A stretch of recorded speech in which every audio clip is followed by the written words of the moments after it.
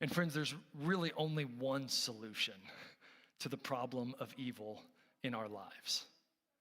And we know that solution, it isn't rebellion, which would just be kind of going along with evil. Like, whenever you give in to rebellion and you're running away from God, your heart gets wrecked and you get overwhelmed by the weight of your own sin. Like, you've probably experienced this, how miserable it is to run away from God, to give in to rebellion. Rebellion isn't the solution to the problem of evil.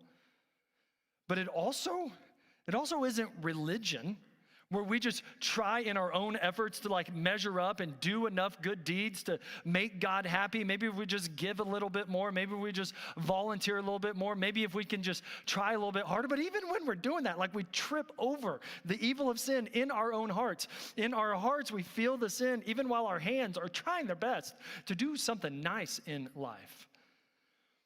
There's really only one solution to the problem of evil, and it isn't rebellion. It isn't religion. You guys know what it is. It's just Jesus. It's only Jesus. And the good news about Jesus is that with him, his victory over evil is sure. Because of Jesus, we know Satan and sin will get locked up and shut down and thrown into a pit forever.